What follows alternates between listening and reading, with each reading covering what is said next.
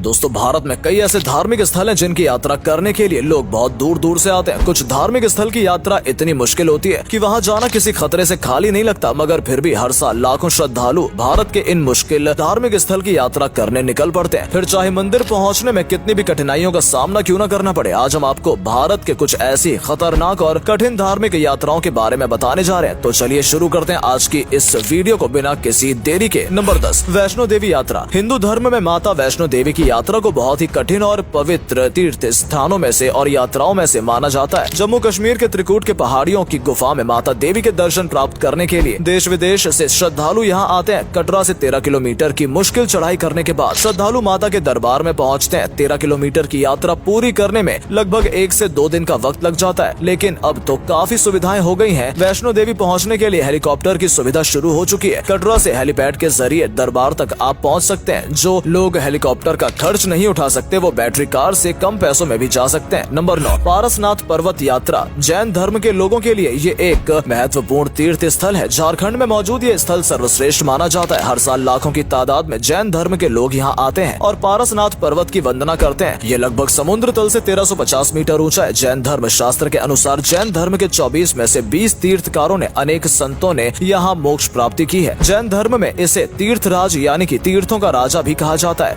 जैन धर्म के शास्त्रों में लिखा है, अपने जीवन में एक बार इस तीर्थ की दिल से यात्रा करने पर मृत्यु के बाद व्यक्ति को नरक से मुक्ति मिल जाती है। नंबर 8, गंगोत्री यात्रा। माँ गंगा जी जीवन से मृत्यु तक के सभी पापों को दूर कर देती है। माना जाता है कि ये नदी विष्णु के बड़े पैर से पैदा हुई थी। जीव की जटाओं में विराजमान उत्तराखंड के 4 पवित्र धामों में से दूसरा धाम गंगोत्री है। गंगोत्री गंगा नदी का उद्गम स्थान है। मंदिर समुद्र तल से 3042 मीटर की ऊंचाई पर स्थित है। कहते हैं माँ गंगा को धरती पे लाने वाले भागीरथी थे। देवप्रयाग के बाद ये अलकनंदा में मिलती है, जहाँ से ये गंगा कहलाती है। गंगा नदी का उद्गम स्थान गौमुख है, जो गंगोत्री ग्लेशियर के बड़े संगमरमर के पत्थर से निकलती है, जो दिखने में गाय के मुख जैसा है। गौमुख की ऊंचाई 3092 मीटर है। गंगोत्री से गौमुख का 19 किलोमीटर का ट्रैक है, जो एक बहुत ही कठिन रास्ता है और वहाँ प्रतिदिन बस 150 लोगों को जाने की अनुमति है। नंबर 7, केदारनाथ। धामों के धाम केदारनाथ महादेव का धाम सदियों से हिंदुओं का महत्वपूर्ण धार्मिक स्थल रहा है। केदार को जागृत महादेव भी कहते हैं। मंदाकिनी और सरस्वती नदी के संगम केदार घाटी में स्थित प्राचीन मंदिर 2500 वर्षों के इतिहास के साथ 12 ज्योतिष लिंगों में से एक है और 5 केदार में सबसे महत्वपूर्ण स्थान जो उत्तराखंड के हिमालय पर्वत की गोद में बसा है। यहाँ की जलवायु में कई शक्तियों का भंडार है, जो ओम नाम के उच्चारण मंत्र से नास्तिक को आस्तिक से भर देती है। 15 किलोमीटर की पद यात्रा तय करने के बाद लोग अपनी मंजिल तक पहुँचते हैं। ये यात्रा बहुत ही ज्यादा कठिन होती है। आप यहाँ घोड़े पाल के और हेलीकॉप्टर के द्वारा भी मंदिर तक पहुँच सकते हैं। जून 2013 में आई बाढ़ ने केदारनाथ का दृश्य बिल्कुल बदल दिया। 1000 लोगों की मृत्यु के साथ सब कुछ तहस नहस हो गया था। 21 एकड़ का कस्बा सिर्फ 13 एकड़ में बदल गया था,